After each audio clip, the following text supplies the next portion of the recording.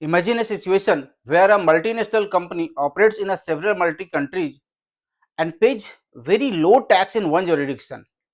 Now the global tax framework says no matter where you operate, you must pay at least 15% tax.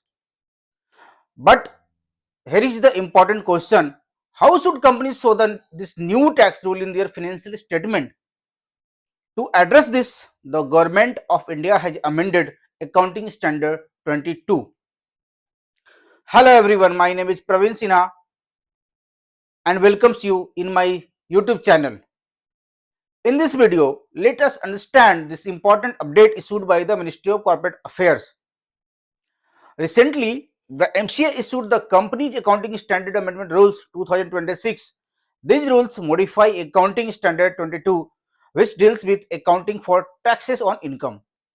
The amendment has introduced after consultation with the National Financial Reporting Authority, जिसे हम short में नाफरा के नाम से भी जानते हैं. The objective is to align Indian accounting standards with the global tax reforms network framework developed by OECD, known as Pillar Two model rules. These rules introduce a global minimum corporate tax of 15% for large multinational groups. So, key changes: 1. Introduction of Pillar 2 concept. The amendment inserts a paragraph 2A in Accounting Standard 22.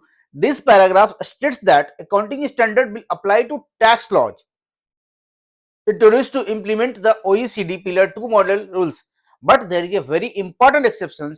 Companies should not recognize or disclose deferred tax asset or deferred tax liability related to Pillar 2 taxes. For global minimum tax calculation, the usual deferred tax rules will not apply. This prevents unnecessary complexity in financial reporting. Second key changes is the amendment also introduced paragraph 32A to 32D, which creates new disclosure requirement. First disclosure. What is the first disclosure? Company must clearly state in their financial statement that they have applied the Pillar 2 accounting exception. Second, two disclosure required to be done in financial statement. Any current tax expense relating to Pillar 2 must be shown separately. This ensures transparency for investors and stakeholders. Third disclosure is required to be done if the Pillar 2 tax law has been enacted in your company but not yet implemented. Companies must disclose their expected exposure to such tax.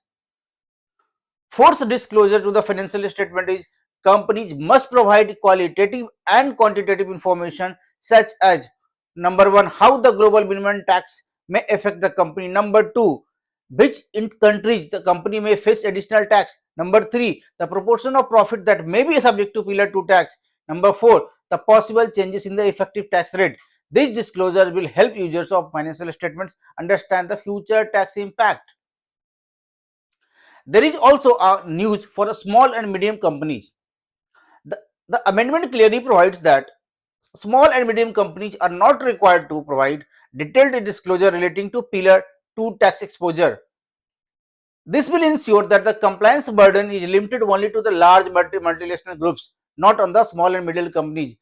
So, large multinational groups and companies are required to comply with this requirement, and the small and SMC companies, a small and medium group company, which is called in short SMC group, SMC company, is exempted from these changes. This amendment specifies the exception relating to deferred tax applies immediately upon notification. Disclosure requirements will apply for financial year beginning on or after 1st April 2025. However, companies are not required to provide this disclosure for interim period ending 31st March 2026. So, the Accounting Standards Amendment Rule 2026 align Indian accounting standard with the global minimum tax framework. The key highlights of these amendments are: introduction of Pillar 2 concept in Accounting Standard 22, no recognition of deferred tax for such taxes, new disclosure requirement in financial statement, relaxation for small and medium companies. And if you consider that, if you want to updates regarding the GST law, Companies Act, FEMA, etc., then you may consider my channel to subscribe, and thank you all to watching this video till the end.